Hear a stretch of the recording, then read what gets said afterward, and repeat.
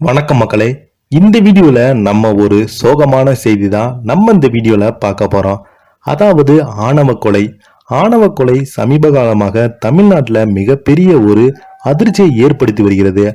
தொடர்ந்து பார்த்தீங்கன்னா இது போன்ற நிறைய குற்றங்கள் நிறைய கிராமங்கள்ல தான் நடந்துட்டு வருது. இப்போது பார்த்தீங்கன்னா காதலியின் கண்முன்னே தன்னுடைய காதலனை வெட்டி கொண்டிருக்காங்க.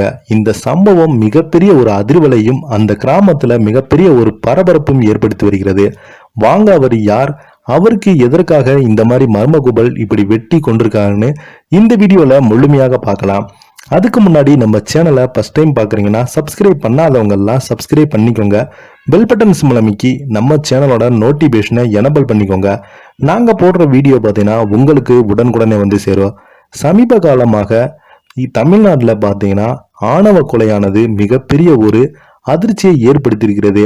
பல்வேறு அரசியல் கட்சிகளும் சினிமா துறையை சேர்ந்தவங்க இது போன்று பண்ணக்கூடாதுன்னு என்று விழிப்புணர்வு கொடுத்தாலும் சரி, அங்கங்கே கிராமங்கள்ல அதிகமாக நடந்துட்டு வருது.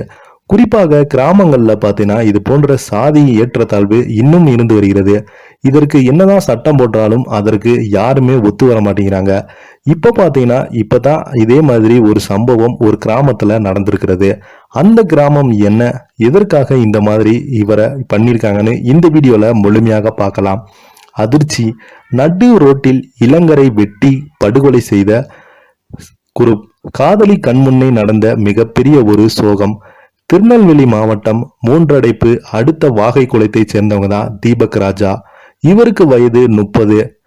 மே மாதம் 20ஆம் தேதி தனது காதலியுடன் பாளையங்கோட்டை அருகே உள்ள கேசிடிவியில் உள்ள பிரபல ஹோட்டலுக்கு உணவருந்து சென்றிருக்காரு.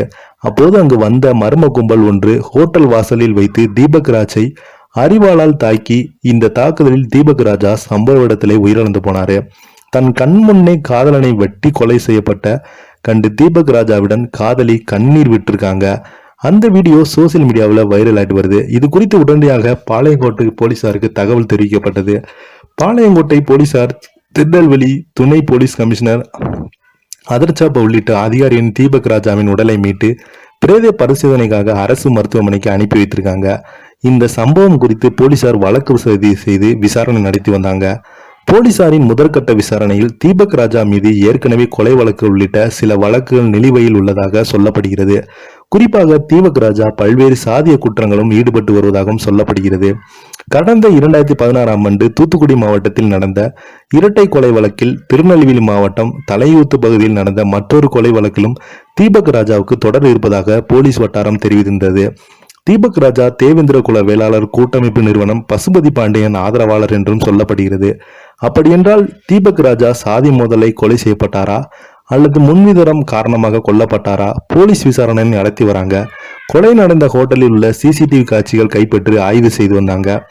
போக்குவரத்து நெரிசல் மிகுந்த சாலையில் தனது காதலின் கண்முன்னே பட்டப்பகலில் கொடூரமாக வெட்டி கொலை செய்யப்பட்ட சம்பவம் அந்த பகுதியில் பெரும் பரபரப்பை ஏற்படுத்தி வருகிறது. இதை பத்தி நீங்க நினைக்கல உள்ள கமெண்ட் பாக்ஸ்ல மறக்காம பதிவிடுங்க. நன்றி.